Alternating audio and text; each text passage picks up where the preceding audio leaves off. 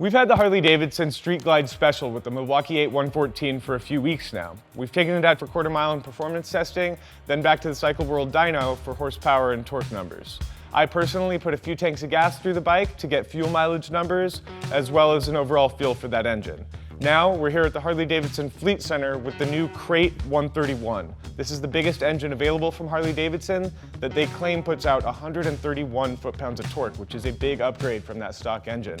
We're gonna swap these out, go back and run all those tests again to let you know the difference, and then I'm gonna do some serious miles on the bike to let you know about vibration, fuel mileage, heat management, and all that good stuff. So follow along to see how involved this swap is, and then we'll find out how that engine does.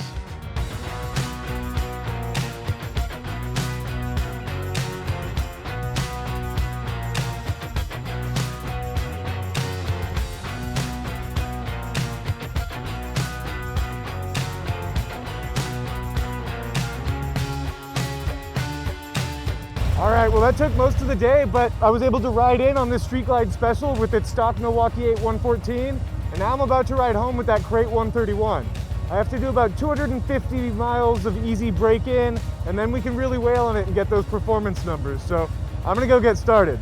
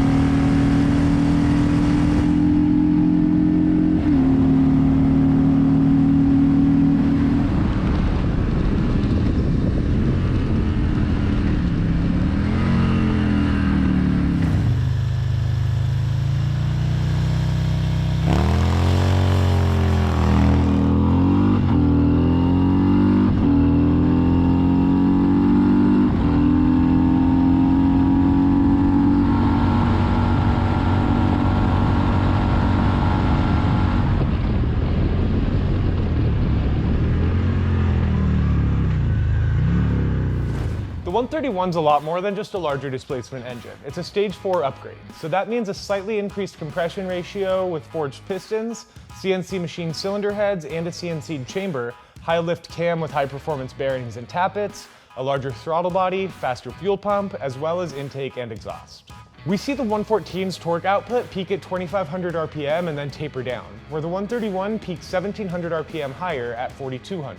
Showing the engine's ability to breathe better at higher revs thanks to larger valves and longer intake cam duration. In real-world application, this translates to incredible roll-on power with over 120 pound-feet of torque available anywhere from 2,900 RPM all the way to 5,200 RPM. The sound of the 131 with the new exhaust is loud and deep. It's really exactly what you're hoping for with a bigger Harley engine. The engine swap adds a ton of personality to the bike, taking it from a fun but casual tourer to this more radically powered bike that feels like, as road test editor Michael Gilbert put it, it's not going to kill you, but you better hang on tight. The 131 got up to 100 miles per hour over 4 seconds faster than the 114. Quarter mile time is 1.1 second faster at 12.58 seconds. Fuel mileage goes from about 37 miles per gallon on the 114 to 32 on the 131, but that's while being conservative. Riding harder with the larger throttle body and fuel pump has potential to drop mileage into the low 20s, but the high output and gearing make for surprising efficiency while on the highway, going 80 miles per hour at under 3,000 revs. I was surprised to find my legs never really got scorched by the 131. Through some traffic and city riding, it did get warm, but not beyond the acceptable parameters. This was an issue that we saw in larger twin cam engines that I was expecting to see here, and I'm really glad I didn't. So for a little over $6,000 for the engine, plus the intake, exhaust, and price of install, you're seeing nearly a 50% increase in horsepower, as well as some pretty substantial torque gains. The sound, the branded Screamin Eagle heads, it's a one-step program to turn your normal touring bike into a hot rod bagger. Yes, you lose a bit of fuel economy, but the character of the engine and the performance have only gotten better, and they've gotten much better.